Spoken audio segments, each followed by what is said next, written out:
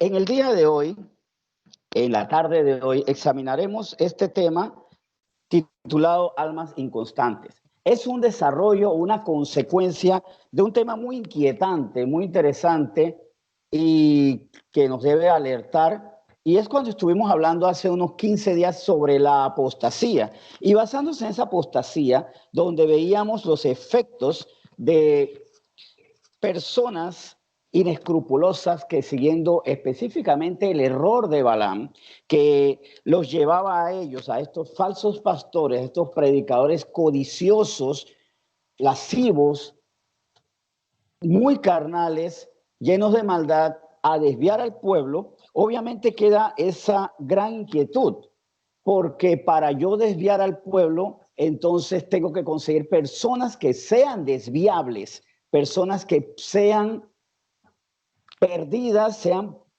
proclives a precisamente caer en el error. El error de Balaam, como decía en el estudio que hicimos la vez, hace unos 15 días, cuando estuvimos sacando esa enseñanza de Judas, versículo 11, nos llevaba a ver cómo la maldad de falsos pastores, falsos profetas puede desviar al pueblo. Pero para esto, ¿cómo evitarlo? Vamos hoy a cuidarnos, guardarnos, vamos a saber cómo nosotros y las personas que amamos, porque nosotros estamos en medio de personas que amamos y no queremos que ellos caigan, cómo no van a sufrir las consecuencias de esas almas. Vamos entonces a empezar a examinar las escrituras hoy y para iniciar este estudio, los invito a que busquen en sus Biblias 2 de Pedro 2:14.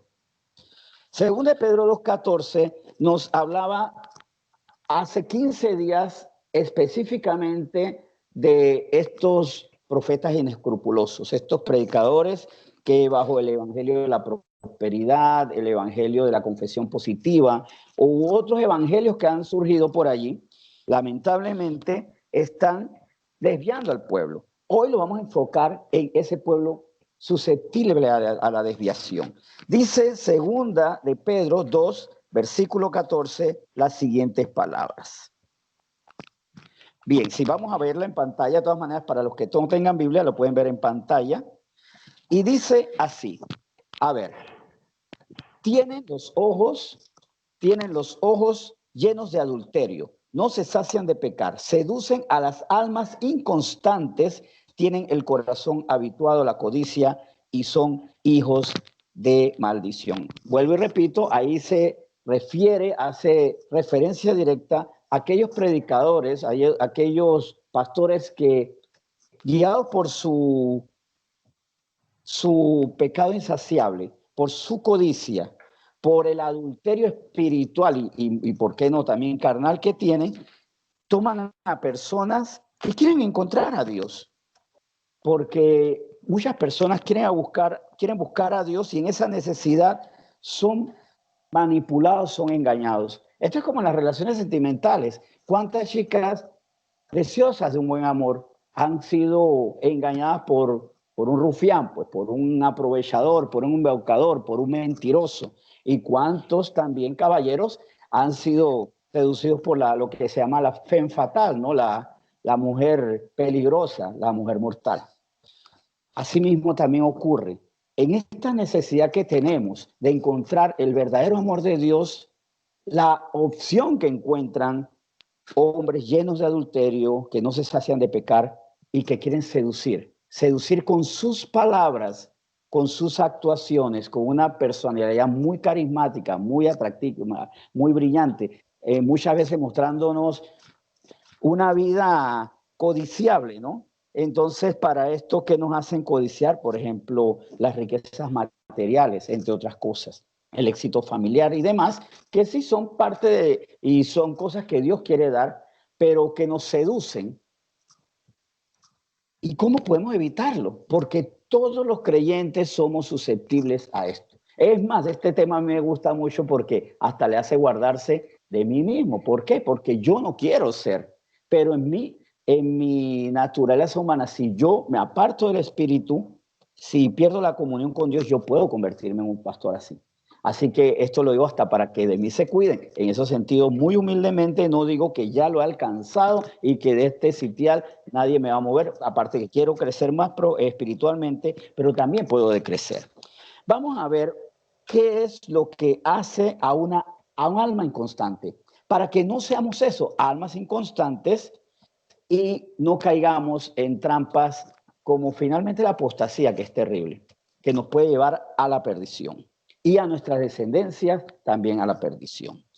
Para esto vamos a ver qué es inconstante. Bueno, es una palabra que nos suena familiar, pero vamos a recordarla o vamos a ver cómo se aplica en 2 de Pedro 2:14. En el lenguaje original, en el griego original, vemos que inconstante, como aparece en 2 de Pedro 2:14, vuelvo y repito, significa inconstante, no estable ni permanente. Así aparece, bueno, esta es primero la definición de diccionario de la Real Lengua Española, de la lengua española, o sea, un diccionario contemporáneo actual. Inconstante es aquel que no es estable ni es permanente, tiene una estabilidad espiritual, física, emocional y no permanece. No permanece en la fe, no permanece en el amor, no permanece en su entrega al Señor. Hoy se entrega, mañana no. Hoy avanza y de repente lo vemos retrocediendo muchísimo, muy atrás. Hoy estudia, mañana ya no quiere estudiar la palabra. Hoy ora, adora y mañana sí adora, pero a la carne, a sus deseos. Se desvía del objeto de su adoración. O también otra aplicación que dice que muda con demasiada facilidad y ligereza de pensamientos, aficiones, opiniones o conducta. Es una persona que hoy piensa una cosa, mañana piensa otra, y eso hace que seamos inconstantes. En el griego original, ahora sí vamos al griego original, como aparece en 2 de Pedro 2:14, nos dice inconstante, la palabra original, su pronunciación es astérictos. En griego lo escribí, si alguien lo entiende, en griego antiguo también lo escribí abajo, pero al final de cuentas es no fijo, es decir, figuradamente vacilante. Son cosas que no están fijas firmemente. Entonces, hoy vamos a ver si somos almas inconstantes en nuestra fe, como que creemos, pero de repente no. Como que amamos a Dios, de repente no. Como que podemos poner nuestra vida conforme a la palabra de Dios en el día de hoy, pero yo no sé qué va a pasar el lunes, el martes o el miércoles, y cualquier circunstancia me mueve el piso. Es muy peligroso. Es muy, muy peligroso porque el Señor habla de permanecer. De hecho, el que habita al abrigo del Altísimo, el que habita, no el que pasea o se pone un ratito al abrigo del Altísimo o se abriga en su morada un rato. Dios habla de permanencia. El que habita al abrigo del Altísimo morará bajo la sombra del Omnipotente y esa persona verá protección, será salvada. No solo de las circunstancias naturales que estamos viviendo, sino de las que vendrán. ¿Vendrán cosas difíciles? ¿Está profetizado? Por supuesto que sí. ¿La fe de nosotros será probada? Por supuesto que sí. ¿Y estamos en los tiempos de la apostasía? Por supuesto que sí. Para no caer en esta condenación, la solución es esta: no ser inconstantes. Hoy vamos a ver cómo ser constantes. Este tema nos debe dar mucha esperanza. Prestemos atención todos a lo que vamos a hacer, porque yo también tengo mucho que aprender aquí. El gran beneficio del predicador es que es el mensajero que puede leer la carta. Nosotros somos mensajeros, pero el mensajero habitual, el del Correo Nacional o de HL o demás, no puede leer la carta. Nosotros sí podemos leer, aprenderla, beneficiarnos del mensaje. Bien.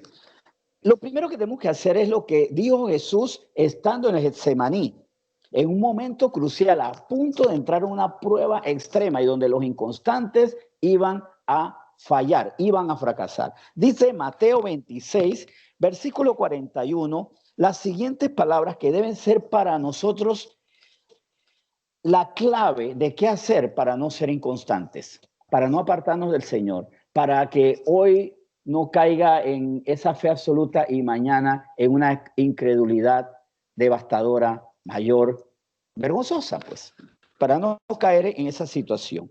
Lo que nosotros humildemente debemos hacer es velad y orad, dice Mateo 26:41. Velad y orad para que no entréis en tentación.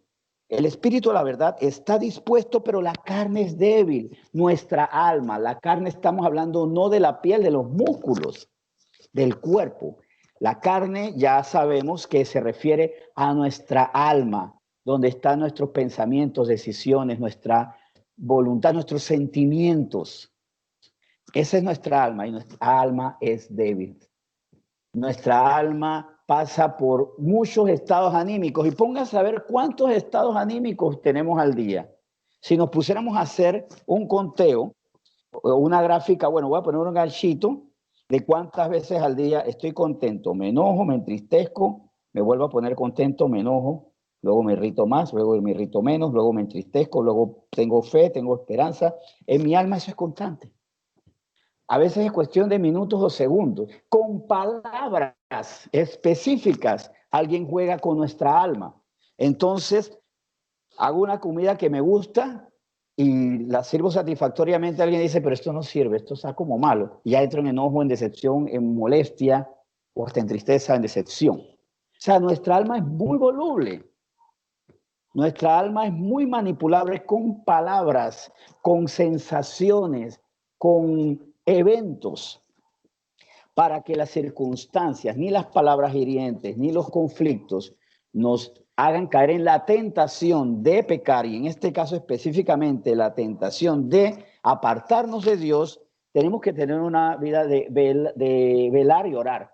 Velar es estar vigilantes, vigilando que nuestras vidas bajo la lupa de la palabra de Dios. Cada momento de mi vida, y por eso debo conocer la palabra de Dios y creer en la palabra de Dios, debo examinar mi vida versus la palabra de Dios. Esto que estoy haciendo está conforme a la palabra de Dios, es lo que Dios quiere, porque la palabra de Dios, ¿qué es? Es la voluntad, es el criterio, el pensamiento de Dios expresado con letras para que yo conozca. Entonces, para mí no hay excusa cuando yo conozco la palabra de Dios y yo sé lo que estoy haciendo en este momento, qué valor tiene, qué validez tiene ante la palabra de Dios. Yo tengo que velar mi vida. Es más, en un momento dado, recuerdo que tuve un temor y yo le pedí perdón al Señor. Yo, Señor, ¿yo cómo voy a tener temor si tú nos dices no tengas miedo? Porque no estaba haciendo nada malo. Me puse a examinar qué estaba haciendo. Nada malo. Tenía miedo de no tener la provisión adecuada, específicamente en cuanto a la provisión de Dios. Creo que es un temor que todos hemos tenido en un momento dado y con mucha facilidad en estos tiempos de cuarentena, donde no sabemos cuándo nos cancelan el contrato o cuándo quedamos en la calle, cuando incluso la empresa para que una persona trabaja cierra sus puertas, como muchas han cerrado. Y me recorrió ese pequeño momentáneo escalofrío, y fue momentáneo, porque la palabra de Dios de una vez me advirtió, no puedes tener miedo, no vivas con miedo, o sea, ¿estás creyéndome o no me estás creyendo? Le pedí perdón al Señor y le dijo, prohibido temer, porque al temer yo estoy descalificando tu poder. Tener miedo cuando yo cumplo la palabra de Dios es descalificar al Dios de la palabra. Solo debo temer a pecar, porque al pecar ya no habito ni moro a la sombra del omnipotente. Ya no estoy bajo su cobertura, la cobertura de Dios, no de pastores, de Dios. Hice esa anotación de pastores porque esta semana hubo una publicación en video de un pastor que decía que quien se salía de su cobertura moría de coronavirus. No teman, no teman. Acá nunca enseñaríamos eso, pero sí salir de la cobertura de Dios sí nos deja expuestos. Y yo le pedí perdón. O sea, velar es mirar mi vida bajo la óptica de Dios, conforme a su palabra. Eso es velar. Y orar, donde yo le expreso, porque ¿qué hago para no pecar? Confesar mi pecado, reconocer, Señor, mi pecado reconocí delante de ti, para precisamente evitar que el pecado tenga un desarrollo, un crecimiento y consecuencias negativas. Y por la confesión de pecados, bien cierto dice, si confesamos nuestros pecados, el Señor es justo y misericordioso para perdonar nuestros pecados y limpiarnos de toda maldad. Y también en su mano está, a menos que sea necesario un acto correctivo y formador, hasta evitarnos las consecuencias. Y si tengo consecuencias por ese pecado, aunque me arrepiento, gloria a Dios, porque es su proceso formativo. Bien, velad y orad. Todos podemos estar en tentación. Entrar en tentación es una posibilidad para todos nosotros, entrar en el terreno de la tentación. Porque nuestro espíritu quiere, es verdad, y por eso es que nosotros como creyentes nos sentimos tan mal cuando fallamos. Señor, yo quería hacer las cosas bien, pero las hice muy mal, porque mi carne es débil. Pero una carne que está sometida al espíritu, velando a través de ver la vida conforme a la palabra de Dios y orando, reconociendo su debilidad, confesando y Señor, orando para escuchar qué es lo que tú quieres de mí, porque en la oración pasa algo precioso y maravilloso, que el Señor muchas veces lo que hace es recordarnos con versículos. Eso pasa continuamente. Señor, tengo miedo y me recuerda el versículo. De hecho, eso pasó. Tenía el temor y es cuando suenan esos versículos como Isaías 41:9, no temáis, no tengan miedo. No tengan miedo. ¿Cuál es el problema? Si yo estoy aquí. Bien, vamos entonces a comprender o comprendiendo más bien, vamos a ver qué hacemos hombres que velamos y oramos, que miramos nuestra vida conforme a la óptica de la palabra de Dios y confesamos nuestra necesidad de depender del Señor. Necesitamos depender del Señor. Vamos a ver y aprender conforme una carta maravillosa que escribió Pablo a la iglesia de Tesalónica, primera de Tesalonicenses, del capítulo 3, vamos a leer versículos 6 al 13, lo vamos a tener en pantalla, una carta maravillosa. Pablo amaba la iglesia y las iglesias que fundaba. La iglesia como cuerpo de Cristo él la amaba, y las iglesias que formaban parte de ese cuerpo universal, el cuerpo de Cristo, él las amaba, las cuidaba, tenía mucho celo de ellas. Por eso a veces podía ser muy fuerte en sus palabras, como fue fuerte a los corintios cuando les dijo a ellos, recuerdan cuando les dijo que tenía celo de Dios. ¿Se acuerdan que le dijo, porque os celo con celo de Dios? Le dijo en la segunda carta de los Corintios 11:14, o cuando le decía a los Gálatas que eran insensatos. Gálatas insensatos. Era firme porque él tenía precisamente un gran amor por esa iglesia y quería formarlos, pero también con palabras muy amorosas, él describía y exaltaba lo bien que estaban haciendo para que siguieran así. No para envanecerse, sino para que siguieran así. En 1 Tesalonicenses 3, vamos a ir leyendo versículos del 6 al 13, desde ahí comenzamos. Dice, pero cuando Timoteo volvió de vosotros a nosotros y nos dio buenas noticias de vuestra fe y amor, y que siempre nos recordáis con cariño, deseando vernos, como también nosotros a vosotros, por ello, hermanos, en medio de toda nuestra necesidad y aflicción, fuimos consolados de vosotros por medio de vuestra fe. Primero un alto para hacer una reflexión sobre el maravilloso amor y el discernimiento de Pablo de por qué ellos estaban bien. Era una iglesia que, como dice en el versículo 6, daba buenas noticias a causa de la fe y el amor que ellos estaban desarrollando. Seguimos versículo 8. Porque ahora vivimos si vosotros estáis firmes en el Señor. ¿Cuál era la satisfacción, el gozo de Pablo? Que ellos no fueran inconstantes, que ellos no fueran diletantes, que ellos no fueran hoy sí, mañana no, hoy soy rojo, mañana azul y tal vez pasado mañana sea gris. Soy un claroscuro, soy y no soy. Soy tornasol. Hay cristianos que parecemos tornasol. Depende del ángulo en que me pongan, así es mi aspecto. El aspecto de mi rostro, de mi fe, de mi ánimo. No seamos cristianos tornasol. Más bien, vamos a ser firmes, como decía Pablo, que estaban siendo en ese momento, en esa coyuntura, la iglesia de Tesalónica. Versículo 9, vamos a partir de ahí ahora. Por lo cual, ¿qué acción de gracias podremos dar a Dios por vosotros, por todo el gozo con que nos gozamos a causa de vosotros delante de nuestro Dios, orando de noche y de día con gran insistencia, para que veamos vuestro rostro y completemos lo que falta o lo que falte a vuestra fe. Él estaba viendo el crecimiento, pero siempre uno tiene que estar consciente que falta algo. Sí, tengo la fe, pero ¿cómo se desarrolla mi fe cuando se prueba en toda circunstancia? El Señor es mi pastor, nada me faltará. Yo lo estoy desarrollando en un momento donde los ingresos son pocos, pero puede ser que el Señor me lleve a una situación más extrema, de poco a nada, de 0 a -0, porque no solo no tengo nada, sino que todavía hasta soy deudor por alguna situación. El Señor es mi pastor, nada me faltará, así que no tengo muy buena salud, pero nada me faltará. Cuando no tengo buena salud paso a una situación de gravedad, a una enfermedad terminal.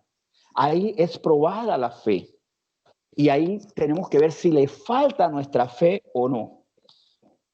Nuestra fe será probada y lo que estamos viviendo hoy, le puedo decir, es el ejercicio. Nosotros estamos en gimnasio ahora mismo. Conforme a lo que dice la palabra, no lo que digo yo. El cristianismo está en el gimnasio, haciendo calistenia, fortaleciendo músculos, porque vienen cosas peores. Vienen más pestes, eso está profetizado. Esta cuarentena es por una de las pestes.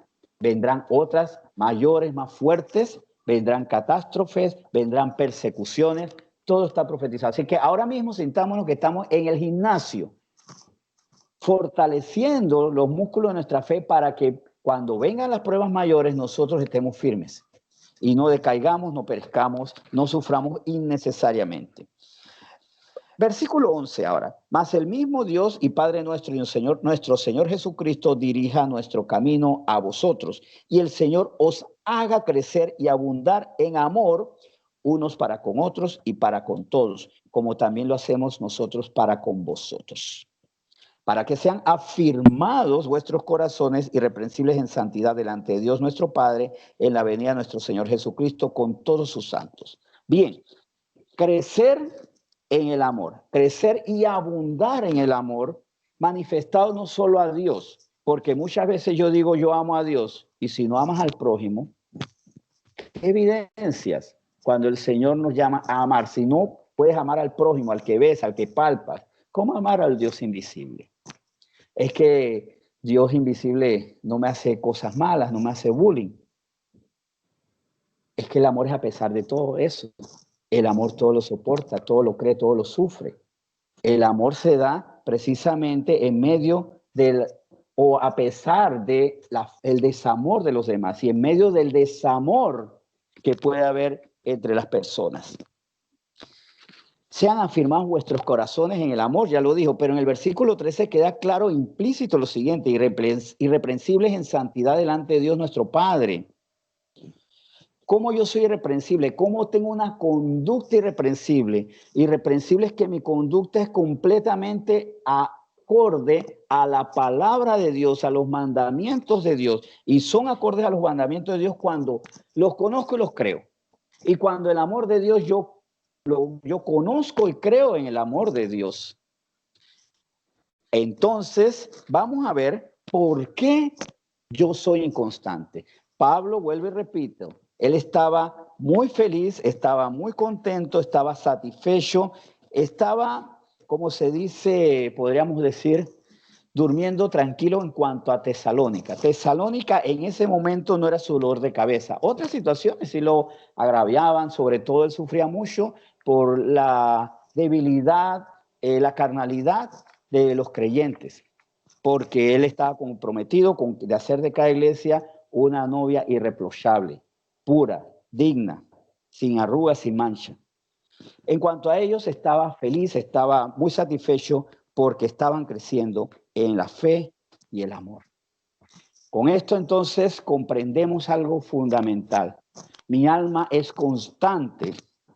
Mi alma, donde están mis emociones, mis pensamientos, mis sentimientos, mi voluntad, cuando en el espíritu yo me afirmo en la fe en el Señor y en el amor a Él.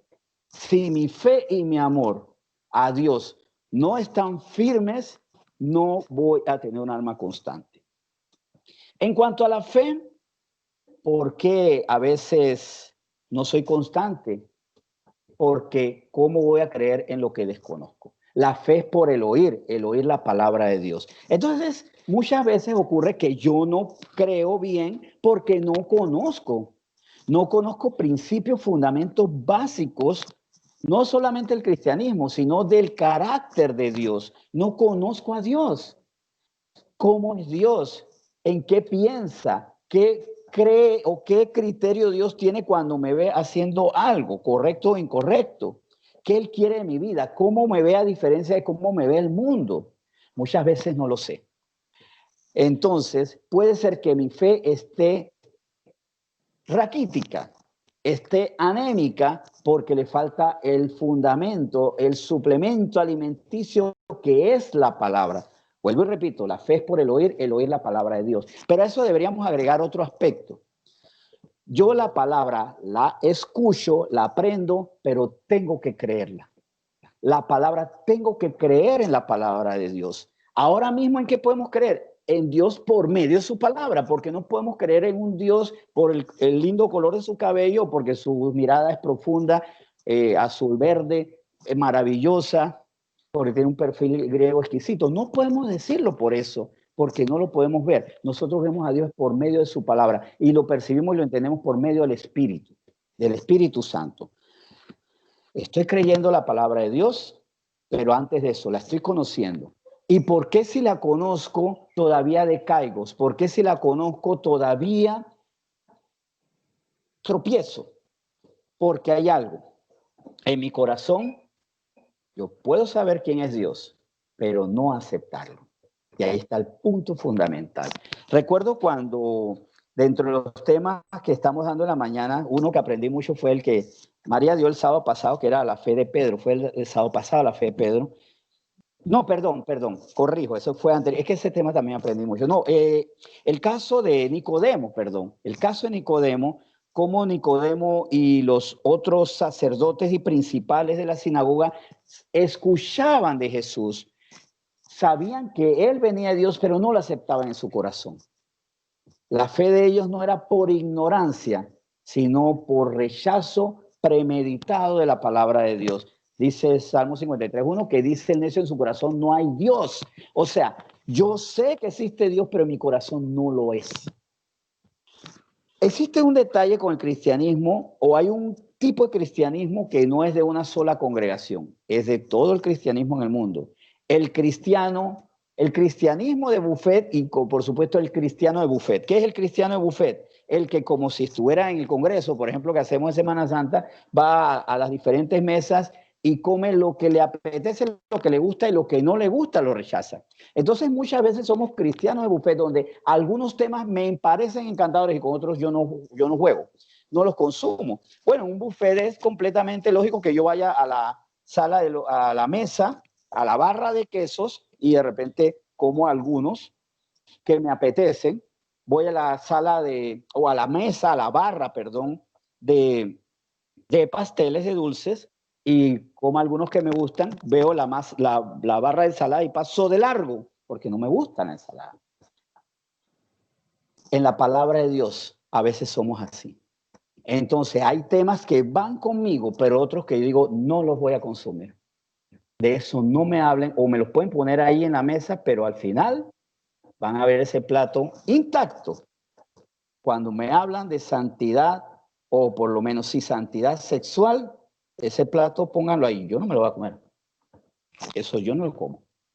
Cuando me hablan de ofrendarle al Señor, no se ve mal, pero no es de mi gusto, eso no va conmigo, no va conmigo. O cuando me hablan de perdonar a quien me hace daño. Cuando me dicen, ora porque los que te ultrajan, bendice a los que te maldicen. Ese plato a mí no me gusta, me cae pesado, no me deja dormir. Sabe feo. Si como cristiano, yo ante algunos temas, yo digo, eso no va conmigo, soy un cristiano de buffet. Entonces estoy recibiendo la palabra, pero la estoy rechazando. La palabra se ofrece. Y el mismo Señor Jesús dijo en Apocalipsis 3:20, he aquí yo estoy a la puerta y llamo, si alguno oye mi voz y abre la puerta, entraré a él, cenaré con él y él cenará conmigo. O sea, ¿él con qué nos alimenta?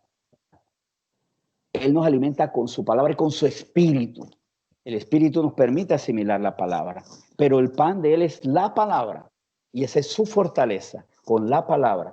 Pero si yo escojo, porque dentro de eso yo pongo mis apetitos, entonces mi fe no se va a desarrollar. Voy a ser un raquítico espiritual, voy a ser un anémico, un famélico, un desnutrido. Y el desnutrido es inconstante. Entonces vamos a ver si con respecto a la fe yo estoy fuerte o estoy muy, pero muy débil. Vamos a ver un caso porque me gusta que veamos cómo la fe, la falta de fe o la debilidad en la fe nos lleva a la perdición. Vamos a irnos a personajes extremos. El primero le adelanto que es Judas. Juan 12, en Juan 12, del versículo 3 al 8, vemos ese famoso pasaje donde María, hermana de Lázaro, va a ungir a Jesús antes de su muerte, y para eso vamos a leerlo. Voy a contárselos, mejor leerlo, para no caer en imprecisiones. Entonces María tomó una libra de perfume de nardo puro de mucho precio y ungió los pies de Jesús y los enjugó con sus cabellos, y la casa se llenó del olor del perfume. Y dijo uno de sus discípulos, Judas Iscariote, hijo de Simón, el que le había de entregar, ¿por qué no fue este perfume vendido por 300 denarios y dado a los pobres? Pero dijo esto no porque se cuidara de los pobres, sino porque era ladrón y teniendo la bolsa sustraía de lo que se echaba en ella. Le robaba al mismo Señor, le robaba a Jesús. Entonces Jesús dijo, déjala, para el día de mi sepultura ha guardado esto, porque a los pobres siempre los tendréis con vosotros, mas a mí no siempre me tendréis. ¿Saben cuál era el problema de Judas? ¿Por qué él era tan irreverente con Jesús? ¿Por qué somos irreverentes con el Señor, con su palabra? Y por eso el Señor dirá, pero eso no va conmigo. Porque no creo en él. Porque yo no creo en él. Sé que existe, sé que camina, sé que habla bonito, sé que está bueno para que los demás lo hagan, pero yo no creo en él. ¿Cómo yo sé que él no creía en él? Porque no tenía una reverencia. Porque de hecho lo que estaba haciendo María era un acto de ungirlo antes de su muerte y dándolo lo mejor, lo que podía, lo que le costaba, 300 denarios. O sea, si nosotros sabemos, y de hecho que un día de trabajo en esos tiempos se pagaba un denario diario, o sea, ella compró un perfume que le costó 300 días de trabajo. Prácticamente 10 meses de trabajo le costó ese perfume. Pero cuando uno sabe quién es Jesús, para uno las cosas no son ni costosas ni les duele. Él no creía en Jesús. Él nunca entendió quién era Jesús. Es más, ¿cómo podemos decir esto que parece como atrevido o soez? Dice Juan 13, versículo 27. Y después del bocado, Satanás entró en él. Entonces le dijo, lo que vas a hacer, hazlo más pronto. O sea, él estaba ante Jesús y Satanás tiene ocasión, un corazón incrédulo, porque un corazón incrédulo Satanás entra cuando quiere, entra y sale. Para hacer entonces lo que le apetecía a su alma. Y Jesús le dijo, no le dijo expresamente, ve a matarme. Lo que vas a hacer, hazlo más pronto. O sea, tú tomaste una decisión. Tomaste una decisión porque le crees más a algo que te va a ganar a ti, que es 30 monedas de plata, le crees más a ese dinero que te vas a ganar y que en mí. Tú no crees en mí. No era solamente codicia, no era un acto de maldad, porque también podemos interpretar que tal vez Judas sabía quién era, pero le quería hacer daño.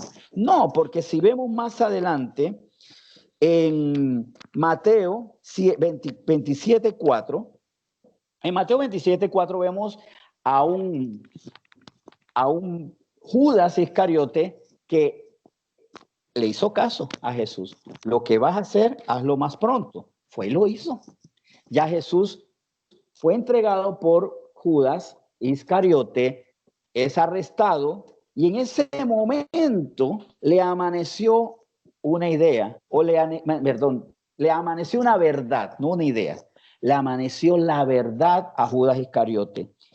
Dice Mateo 27:4, diciendo, yo he pecado entregando sangre inocente. Mas ellos dijeron, ¿qué nos importa a nosotros? Allá tú. Esa fue la respuesta. Muy interesante. Cuando nosotros le pecamos a Dios y estamos en contubernio con otras personas, ¿saben qué hacen las otras personas que me ven pecando contra Dios? Ay, pobrecito, te vamos a ayudar, metiste en un lío, pero cuenta con nosotros aquí, somos garra, somos sangre. Allá tú. ¿Quién te manda? Pero si ustedes me sugirieron, me propusieron, me engolosinaron con recursos, me engolosinaste tú con esta relación que ahora me llevó a este embarazo prematuro o a este negocio que me llevó a la cárcel, me engolosinaste tú. Allá tú. Tú vive tu consecuencia. Cuando nosotros le damos la espalda a Dios, quien propicia ese pecado no se va a solidarizar conmigo. Me va a decir, allá tú, arréglatelas como puedas. Me va a traicionar.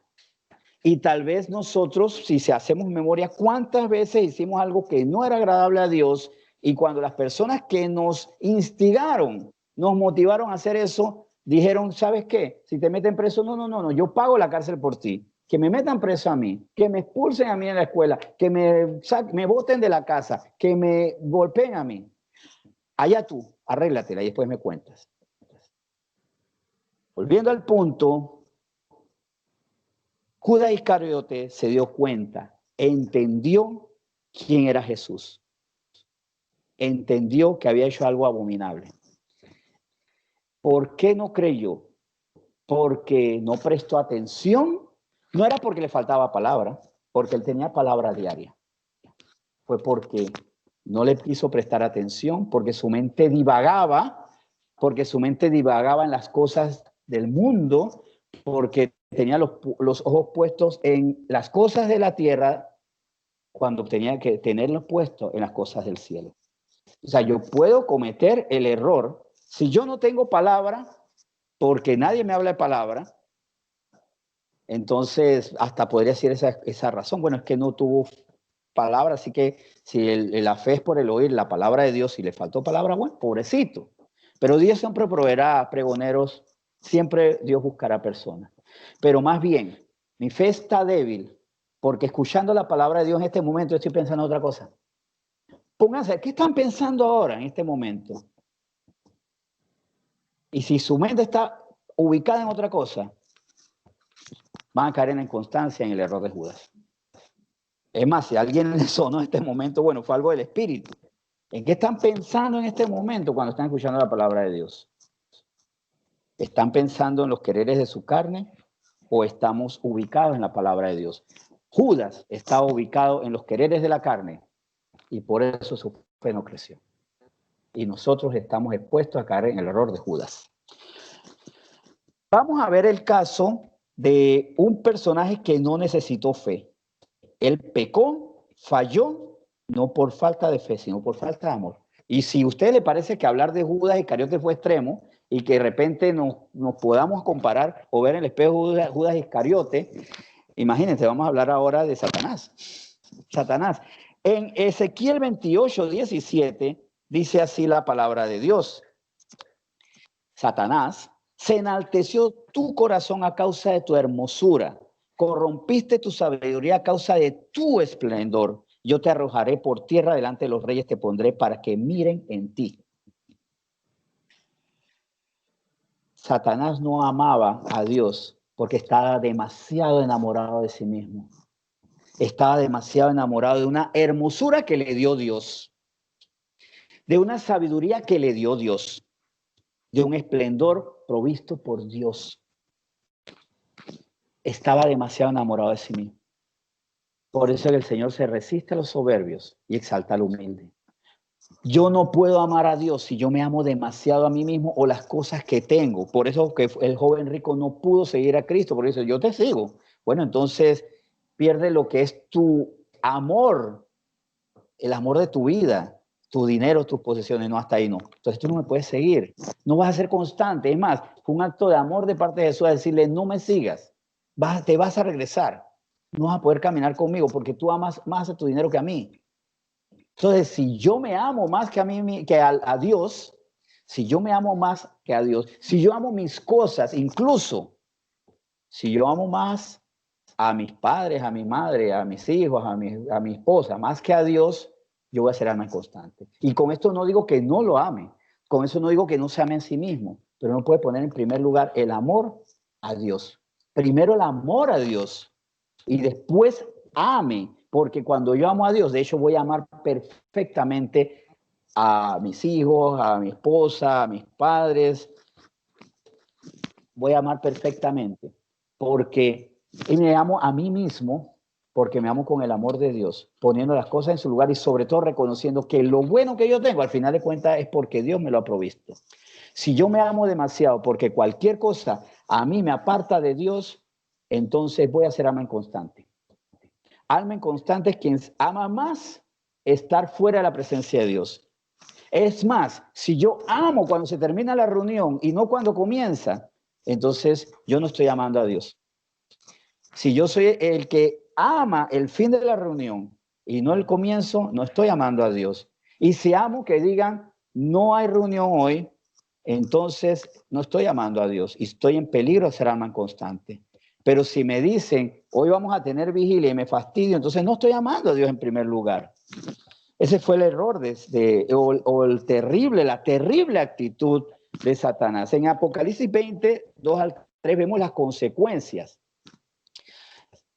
En Apocalipsis 20, 2, 3, algo a futuro, dice, y prendió al dragón, la serpiente antigua, que es el diablo y Satanás, y lo ató por 1000 años, y lo arrojó al abismo y lo encerró y puso sus sellos sobre él para que no engañase más a las naciones, hasta que fuesen cumplidos 1000 años, y después de esto debe ser desatado por un poco de tiempo, y luego después de eso, ¿qué va a pasar? Su derrota final.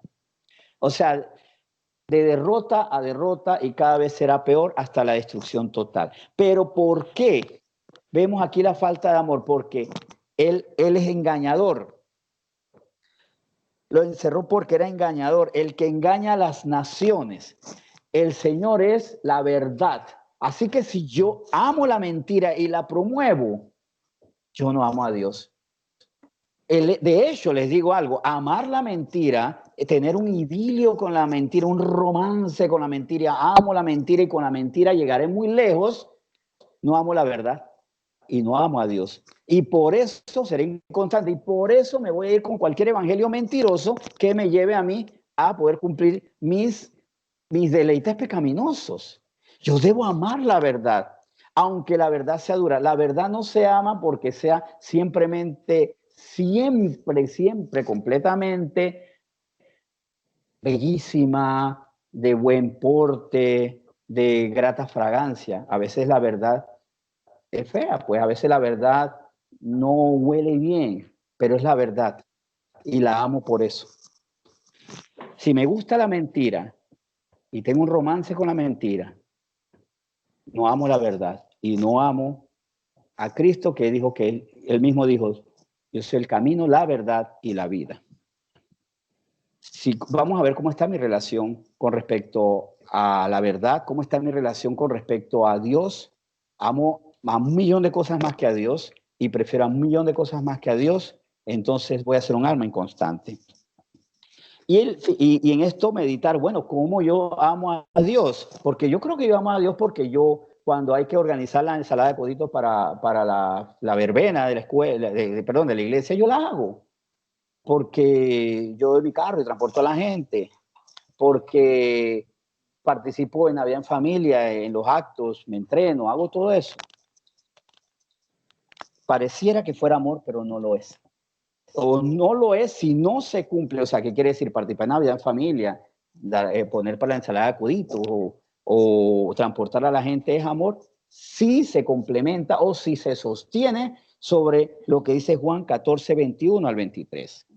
En Juan 14, el 21 al 23, dice Jesús, estamos citando a Jesús mismo, que dice, el que tiene mis mandamientos y los guarda, ese es el que me ama. Y el que me ama será amado por mi Padre, y yo le amaré y me manifestaré a él. Bien, le dijo Judas, no al Iscariote, el otro Judas, Señor, ¿cómo es que te manifestarás a nosotros sino al mundo? Respondió Jesús y le dijo, el que me ama, mi palabra guardará. Y mi Padre le amará y vendremos a él y haremos morada con él. Para que no perdamos nuestro tiempo como cristianos, porque nosotros podemos llegar a tener 20, 30, 40 años y nunca lo fuimos.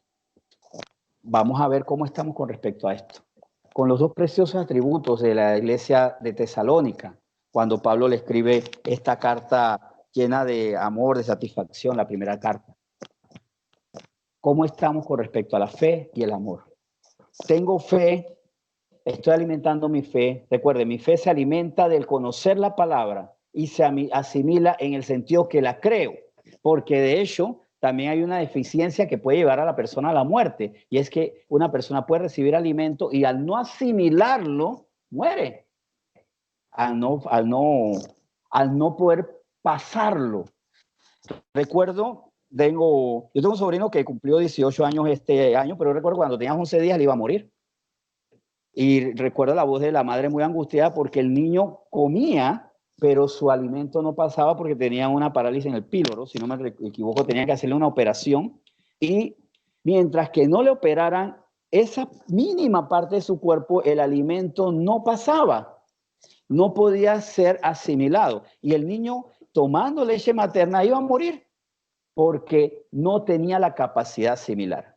Así nuestra fe puede morir porque a veces la estamos alimentando, pero hay algo que bloquea. En este bebé, que ya eso pasó hace muchos años y ya tomó cédula este año, en ese bebé, en ese momento, lo que lo iba a llevar a perecer era que recibiendo el alimento, algo bloqueaba. Espiritualmente nosotros podemos tener un píloro, algo ahí que está impidiéndolo, algo que no permite que pase el alimento. Y eso hoy lo tenemos que extirpar. Pero eso no es algo que está fuera de mi control, que yo no sé cómo pasó, es una decisión que yo tomo, que está impidiendo que yo crea la palabra de Dios. De hecho, ¿por qué no me interesa conocer la palabra de Dios? Y es cuando yo digo que la fe y el amor son dos fundamentos, pero los dos se entremezclan. Porque cuando yo amo, quiero conocer a quien amo. Me interesan sus detalles, me interesa su naturaleza, me interesa escuchar su historia 1.000.000 de veces. Yo por lo menos, quienes me conocen saben que uno de mis defectos es que cuento las historias con mucha frecuencia. Y el problema es que las personas a veces no me pueden advertir que yo voy a contar la historia porque siempre le cambio el título. Por ejemplo, yo le he dicho a mi esposa, mira, para que no te repita la historia, te voy a dar el título. Así que si el título ya tú conoces de la historia, no te la cuento. Tú me dices, no, ya conté esa historia. El problema es que yo no me cuento y siempre le cambio el título. Entonces un día es la historia del perrito que le tenía la nariz fría y otro día le voy a contar la misma historia, pero es el día del gato que lo miraba y se reía. Entonces ella me decía, pero es que nunca sé cuál es la historia porque me cambias el título. Bueno, es verdad. Pero en algo me alegra es que, o por lo menos no es que quiera sacar un argumento, tirar los pelos, pero donde se nos repiten mucho las historias en la Biblia. En la Biblia se nos hace muchas referencias, y no me igualo a Dios, por supuesto, ni al Espíritu Santo, que es el autor de la Biblia, pero se nos reitera mucho. Pero cuando amamos la palabra de Dios, no nos dice, pero es que eso ya yo lo leí en otro capítulo. De nuevo la misma cosa.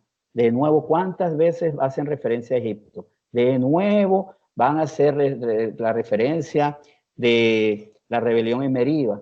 De nuevo, y me cambian el título. Bueno, más bien, por amor, yo quiero conocer la palabra de Dios. Y por conocer la palabra de Dios, termino amándolo más. Es que la fe y el amor son fundamentos, pero los dos están vinculados, los dos están estrechamente unidos. Y ambos hacen en mí un cristiano firme que no va a caer en apostasía.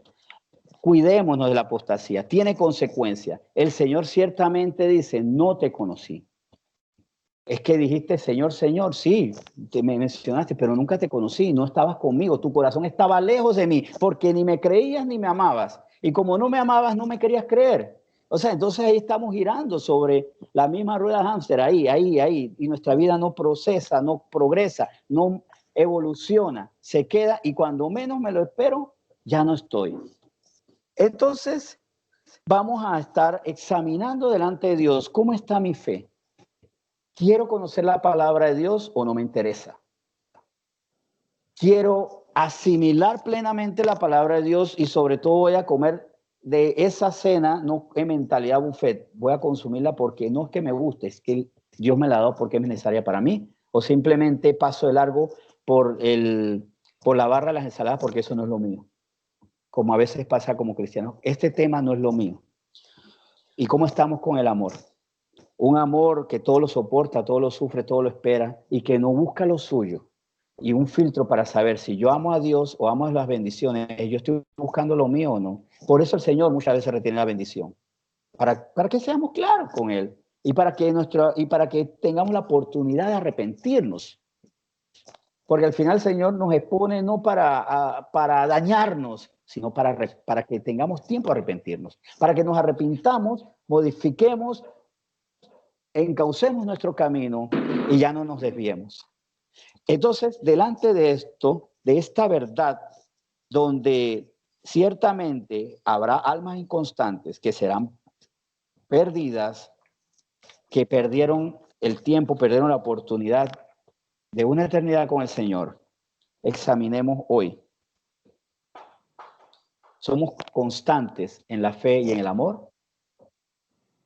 ¿Quiero conocer a Dios todos los días? ¿Quiero creer en la palabra de Dios todos los días? ¿Mi amor a Dios es completo, es total o no? Y ante eso tengo más de un camino, diría yo. Un camino puede ser entonces yo con el Señor no quiero nada. Es la opción y tiene las consecuencias. Claro que tiene consecuencias, porque Dios es justo. O sabes que voy a corregir mis caminos. Perdóname, Señor, porque no me ha interesado crecer ni en la fe ni en el amor. De verdad, Dios quiere de nosotros. Dios tiene grandes expectativas con nuestra iglesia. Dios ha mostrado que tiene grandes expectativas con toda la iglesia, sí. Pero si algo puedo decir con respecto a nuestra sede, nuestra iglesia, es que nosotros no estamos desahuciados por Dios. Y por eso tal vez ha sido duro con su palabra, puede ser que alguien lo piense. Pero ha sido firme, más que duro, ha sido muy firme, muy severo, porque tiene grandes expectativas de nosotros. Esto es como si yo estuviera domesticando animalitos para un circo, ¿no? De repente yo no le voy a exigir al perrito tonto que dé voltereta. No que quiera ser despectivo ni peyorativo con esta comparación.